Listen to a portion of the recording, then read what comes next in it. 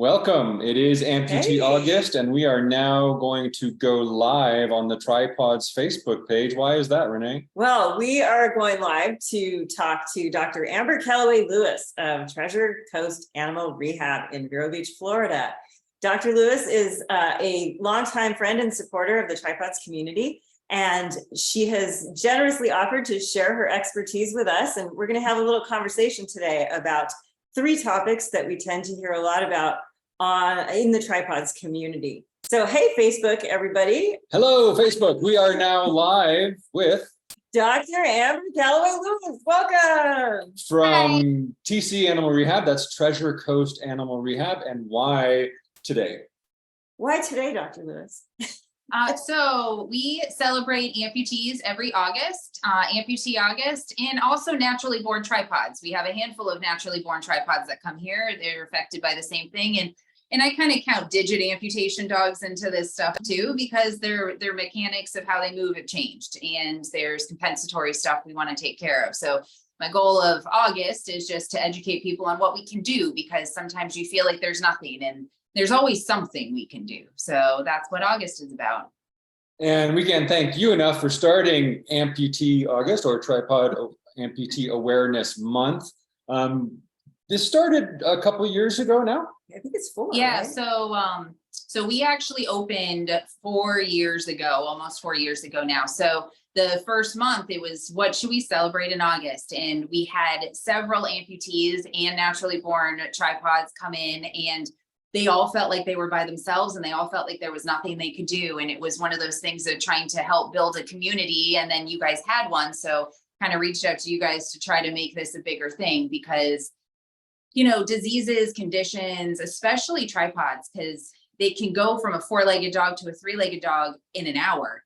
And then your whole life changes, and the way you look at your dog, and sometimes the way you feel about your dog changes, but your dog is still the same dog. So it's just changing your mindset and looking at the world from 3 legs instead of 4, which is really fun, right? It's fun, and it's doable, and it's more positive than it seems. It's just when it happens, it's scary. So Absolutely. I think it's such a big shift for us to rethink fun with our newly 3-legged animal. And, you know, a lot of people, all they've done with their dog all their life is throw a ball or a frisbee. And when they lose a leg, that's really not the best thing to do. So we like to introduce the concept of rehab therapy through the Tripawds Foundation rehab reimbursement grant, which pays for the first rehab visit for any tripod. And they don't have to be a new tripod either. We really want to get people to get in the clinic with a practitioner like you to have their animal evaluated, so they can learn how to give their best life to their 3-legged dog or cat. And like you said, throwing a ball or frisbee isn't great for our 4-legged dogs either. You know, we do it because they love it. So it's just finding ways to modify what they love to ways that's sustainable and still enjoyable for everyone.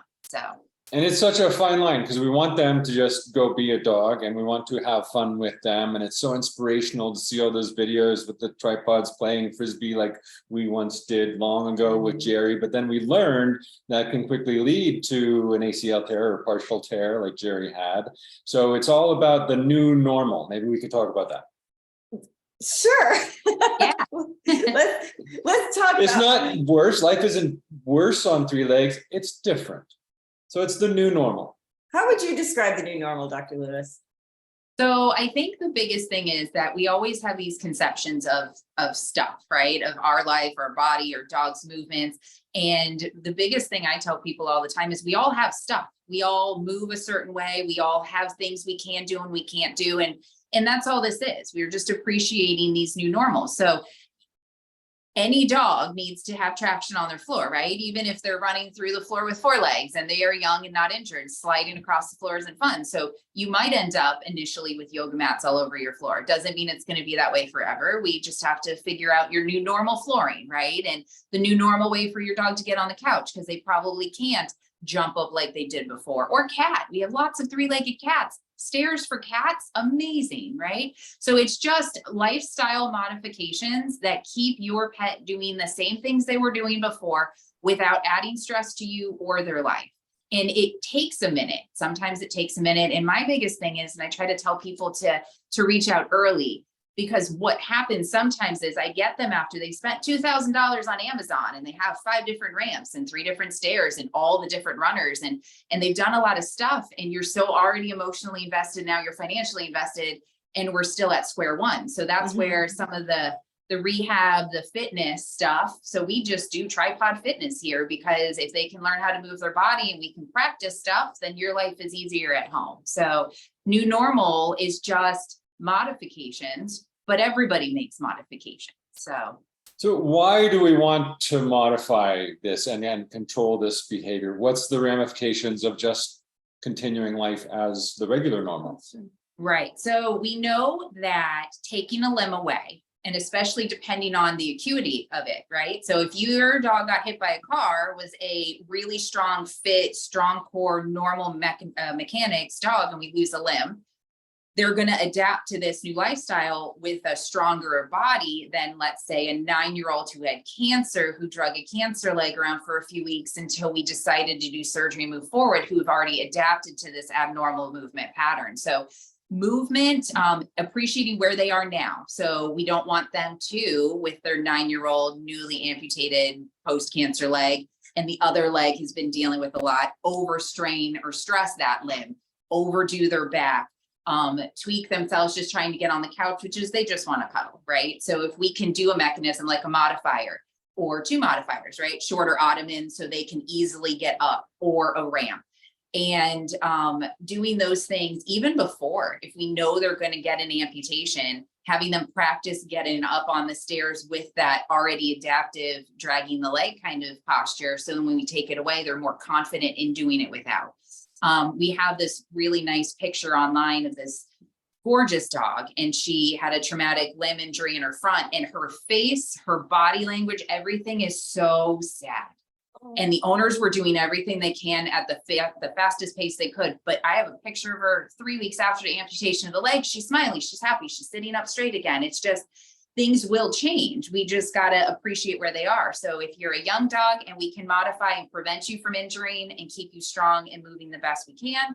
If you're not, or if you're an aging tripod, right? If you have a front leg amputation, and then you have all the weight on that front leg, we know we have to manage elbow, shoulder, wrist, and digit stuff as we go. So it's just being able to know, to watch. And I like maintenance plans. I like doing something twice a week, because if your dog can always back up and now they can't, what is happening, right? So trying to catch things before they're bad.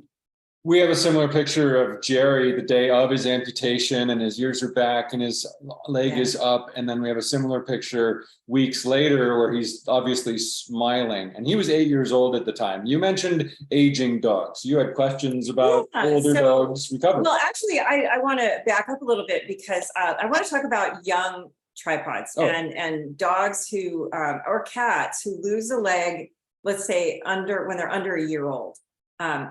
Or born that way. Sometimes they come out with the umbilical cord that has strangled it off or something like that. So a lot of times people will adopt a very young tripod and not really know what the future looks like with this dog or cat. And I have been told by another therapist that when a dog or cat loses a leg at such a young age, they haven't fully developed their motor skills to allow them to have a good posture, good gait, that sort of thing. Can you tell me what happens when an animal loses a leg at that young of an age, and what somebody can do to make sure that they develop in a strong, healthy way that doesn't impact their future? Yeah, so we get all of these, right? So I get the dog who lost their limb young, but now they're 2 and they've already developed these dramatic mechanisms, because especially front leg lamenesses tend to be, or front leg amputations, a little more dramatic. You don't have that pivot point. You have 60% of your body weight in the front. So they can adapt, a shoulder down, external rotation of this shoulder, abducting of the elbow, just an abnormal gait, which then if you're 2 and you're golden who wants to live to be 12, 15, 17, that's 12 years of abnormality. So when they're young, if we can teach them to lift, core strength, back strength, maneuver appropriately, and then some modifications too. Because again, we get these young dogs and they're puppies. They're still regular puppies, right? So they run, they jump, they play, they do all these concussive activities on these one leg that's, you got to bear it all the weight. So sometimes we get breakdown faster than we anticipate. Versus some of these young dogs who are light body frame, joint supported since they're young, core strength, body awareness. They have more ability to adapt to these changes as they go, because everybody develops arthritis. You use your joints, you get arthritis. But trying to slow activities that would injure or hurt the joints, and trying to normalize, and I hate the word normal because nobody's normal, but to normalize your gait and posture as much as possible to prevent compensatory things. And again, everybody has compensations, but we know three-legged dogs are going to develop them. So trying to minimize them. So strengthening body awareness when they're young. That's my big thing. And sometimes those 3D prosthetics are fun, right? Some dogs, they help, some dogs, they don't, because not every dog can have a limb spare. So I have one that does great with hers. She was the one that was traumatically hit acutely. They got that 3D leg, they got it on her right away. So she's doing better than the 2-year-old who's been walking around with the drop shoulder already. So now we're trying to retrain body mechanics. So you mentioned the 3D prosthetic. Those things have been seemingly flying off the shelf lately. We see a lot of people talking about them, and I actually haven't had a chance to talk to a rehab therapist about their experience with them. Can you share a few thoughts about that device? So I only have a few because I've only seen two really.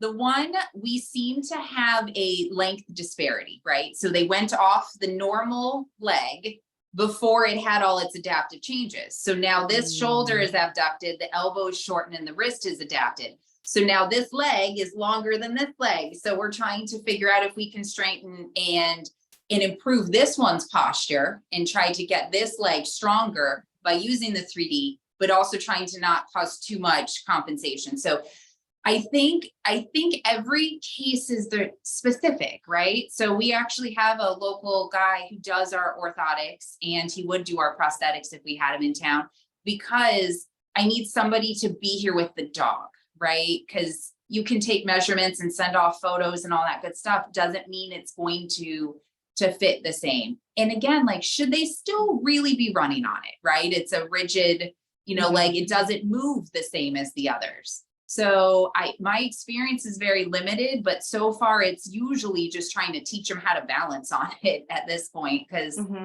I don't get them right away. I get them after they've already compensated.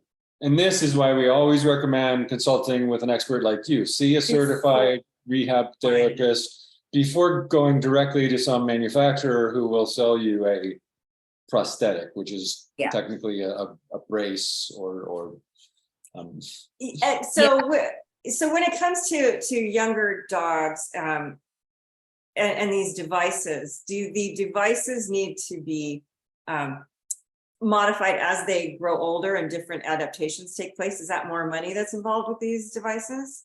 So that's it too. So we got a call from a very sweet client. She's had other dogs. She just adopted this young tripod, and she called right away to find out about getting a prosthetic. But for some of these prosthetics, we're in the upper hundreds to thousands right away. And yes, they still need maintenance, and you have to make sure they fit well too. So some of my tripods have nubs, some have no nubs, some have longer nubs. And the reason the 3D printing, if people don't understand, is you can do a limb sparing procedure. Like when we think of humans having a prosthetic, they still have some part of their leg to hook the prosthetic device to.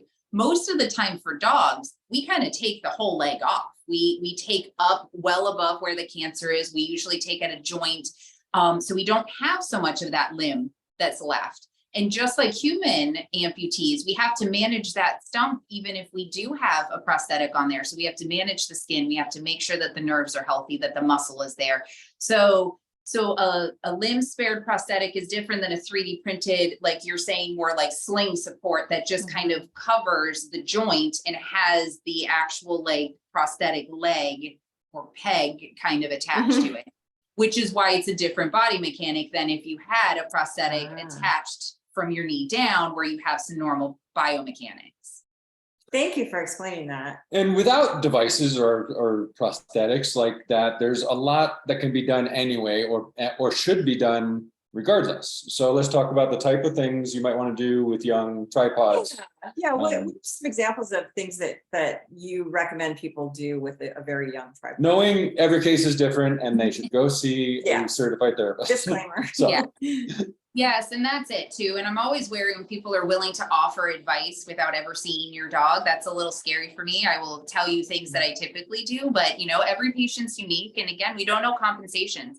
So movement, right? Movement is medicine. So we want to move our dogs, but we want to move them in a safe way. So having them on a good harness. So instead of pulling by a neck lead where we have less control over their body dynamics, having them on a harness. Some dogs even need belly support, especially in the beginning, depending on if they're front or rear amputee. Making sure that we do exercise, balance, coordination, work your tiny muscles. We always think of these big muscles, right? Mhm. Your quads, your hams, your glutes, but you need those tiny postural stabilizers to be able to stand confidently, to hold yourself up. You need core strength. So this is where some routine fitness is a great plan. And then other things, toe care, right? Toe and digit care. I love to play with my dog's feet. So I do each of their little knuckles. You can't hurt them. Even if they crack and pop, most of the time it's just like us. They don't care. I play with all their little metacarpals, their metatarsals. I do range of motion in their wrist. I do retrograde massage. So I start at the toes and I go up the leg and I pull the fluid up. Things that just make them feel good, because when they, depending on the stage of amputation and arthritis, they could get sore. We all get sore sometimes. So I like to work through, and sometimes they don't want you to do all their feet at the same time too, right? Sometimes 20 minutes of you rubbing on me is enough. So I usually will work through one leg at a time, see where their tolerance is, go to the next one. Neck also, they use their neck and their tail a lot. So making sure that their neck muscles are comfortable, that their head carriage is normal. If they start to carry their head lower, start to wonder what's going on. So having that idea of what your typical dog looks like, take a photo, have it up on the wall. And if you notice their tail is down, their head is down, their ears are down, like you said, your dog started to look sad when his amputation was going to happen. If they don't look like their springy, happy self, and I say springy because you know they all spring, then something's going on. That's a great idea about the photos. Thank you for mentioning that. A while back, when we had Wyatt, we had his therapist told us, take pictures of him every 6 months or so. Just take some video of him walking and, you know, side profile, front profile, and just look at him every 6 months and see where they're at. So I think that's super smart. But real quickly, you mentioned regular fitness, and a lot of people think, you know, playing fetch is fitness or going for a walk is fitness. Explain what we mean by canine fitness. Yeah, so this I get a lot too. So I also do some local talks around here, and I did a great one on functional fitness, right? Things your dog's body should be able to do, or cat, no matter what, right? They should be able to stand for 30 seconds. They should be able to stand to eat their food. They should be able to back up, sidestep, circle, lift their legs and not fall over. Those are all exercises. That is different than running. So I have two dogs. I have a young dog who's very fit. I could do anything with her. I could lift up one leg. She can stand three-legged. I can alternate through. I can sway her side to side. She won't fall over. If I do that with my 5-year-old, she is not as fit. She wobbles when I lift one leg. For me to have her do a fronts up, it takes her a second to think about moving into that body position. So fitness is actual exercise. That older dog, my 5-year-old, she can run figure eights through the yard like nobody's business, but she can't stand three-legged super well, right? So that's the difference between a functional exercise and playing. Playing is great. Playing's like, you know, you go to the beach, you hang out, you walk through the mall. Mall walking is different. You put on your sneakers and you're walking the length of that mall until you've got your cardiovascular and exercise in. So fitness is targeting specific strengthening muscles with a goal, right? So we're talking core exercises, weight bearing exercises, proprioception stuff, balance work. How does that differ for the older tripod? So it really doesn't, kind of, right? Cool. It's just we're managing in more arthritis, maybe more instability, maybe lack of muscle, because you know, as we age, humans do the same thing. We replace muscle mass with fat. So if we are not maintaining our muscle mass, then we can lose it. And especially for tripods, we don't have that extra leg, right? We are the three-legged table. So if we don't have strong muscles, then we don't have that underlying support. It's just your skeleton. So having muscle mass, balance, coordination, proprioception, because there's nothing better. And I love it because I can hear my staff yell when this happens in another room. When you have a dog who couldn't move well, backwards walk, sidestep, and get over a cavaletti when we weren't even doing anything. They just go and do it on their own, right? It's their ability to use that information to adapt to their everyday life. So if they are going to stumble on their walk, they know how to move that body so they don't injure themselves. So that gets back to your injury prevention right there. You know, it's amazing how much what you're describing mirrors what I have seen my elderly mom go through. Before my sister started caregiving for her, my mom didn't have any kind of real exercise. And my sister came in and said, "Mom, you're going to do yoga." My mom's 88 years old, 89 today. Oh, I better email her. Anyways, but now she's doing yoga. She's been doing it for about 2 years, and her balance has gotten so much better. And even her stamina, which I was surprised that yoga could even do something like that. But as a dog ages, it's so similar to how a human ages that, you know, we should look at our dogs and see our future. Yeah. If we don't care for our dogs the same way we would care for us, this is what's going to happen. So I love that there are so many things that we can do for senior pets. That's really cool. Are these things the same for cats? So yes, but a cat's life's a little different, right? So we still want to try to mimic more of their natural behavior. So since they can't jump, right, making sure they can use a ramp or stairs to get to the same elevations that make them happy, right? You know, cats like to be tall. Making sure they can still stand to eat or be in a comfortable position. I still love balance coordination exercises. I have cats step in and out of boxes, step over, under. You can put them in a box and have a hole so they have to navigate their body out. There's lots of stuff you could do for cats, and cats are amazing. I've met one cat my entire rehab career that I couldn't get to do stuff. I could do stuff to him and he'd still respond. But everybody else, you just got to figure out what is their motivation, whether it's food, toys, enrichment. Sometimes the carrier, you know, if they're here, I put the carrier on the other side of the room. I set up an obstacle course and I let them walk back, and then they get a chill minute and then they come out and then we do it again. It's just cats, you want to mimic what would make their quality of life happy. So looking out windows, still getting on couches, being able to get somewhere tall, and do it in a way that they appreciate. Because even my 19-year-old cat who has 4 legs will use the dog stairs to get on the couch, right? So you just want to appreciate where we all are, right? Did you actually train your cat to use the dog steps? Really? No, that was when I realized his arthritis was bad, was when he started going up and down the stairs to get on and off the couch, which is amazing, right? That's adaptability. So giving them options too.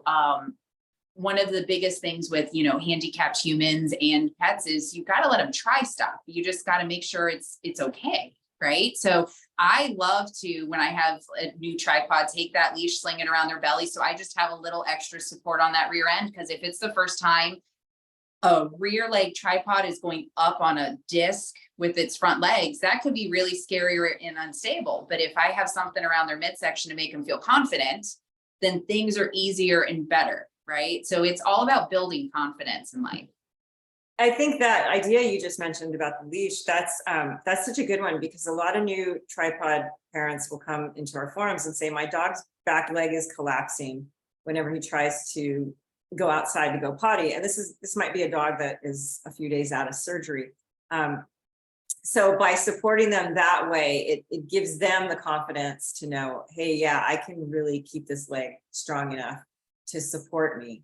And how long does it generally take for somebody to see improvement once they commit to a rehab therapy maintenance program, seeing somebody like you is there an average of how, when they can start seeing improvement? I know that's probably not.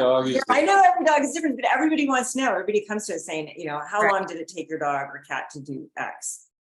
So how we function here and what we do with our fitness is we try to start with the super basic foundational steps. So usually by the second time we see them, they can put their fronts up on something stable. They can weight shift and hold their body because they're like a front wheel drive car, right? So if we don't teach them to stop their front body, the rear end will keep going. So usually by the second time we see them, they can cavaletti, step over stuff, step in and out of boxes, put their fronts up and rears up at least. They might not be able to backwards walk, sidestep, do fancy things, but at least those are such positional strengthening, confidence building moves. And then we can just build upon them.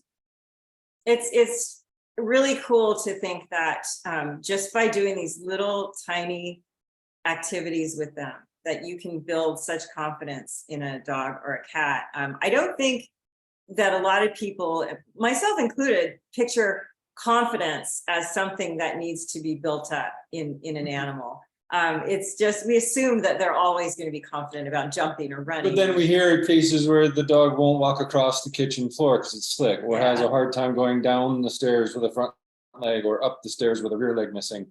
So it is a matter of building that confidence. Yeah, and thanks to people like you, we can learn how to do that.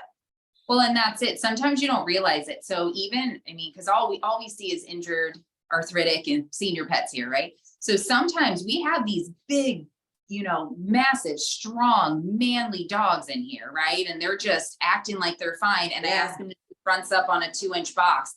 It is the scariest thing in the world. The thought of having to weight shift back, and whether it's core strength issues, whether it's pain, whether it's, I've literally never done this in 9 years, because some people don't even have a step in and out of their house. If they've never had to do a steps could be terrifying. So it's really, again, that's that foundational thing, but it's amazing to watch them translate. If I try a 4-inch box and they don't do it, we do it 2.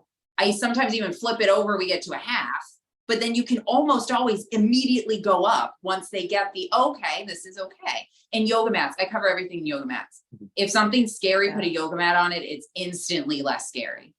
Great idea. Yoga mats for floors. We love them here. Maybe we could talk about walks really quickly while we have just a few more minutes left here. Sure. A lot of new members want to know, can I go hiking again? And we have heard that it's more beneficial for tripods to have more frequent, shorter walks throughout the day rather than a long walk. And we had another rehab therapist tell us, if a dog sits on a walk, they've gone too far. So let's talk about appropriate walks for each stage of like recovery and then maintenance for tripods. Yeah. So because everybody's cardiovascular endurance, respiratory endurance, muscular endurance is different, right? And then the reason the acuity of losing the limb is different, I usually start with either a help them up harness or one of those long rough wears that cover most of the torso, and then sling the leash around their belly because it also engages their core a little bit. So if they're a rear end amputee, then they get a little bit of core strength going. And I usually start going down like one house to the right, come home, one house to the left, come home. Are you exhausted? Okay. So then the next time maybe I go 2 houses out and 2 houses out, because there's nothing worse than getting stuck and then feeling bad and waiting for your dog to recover, right?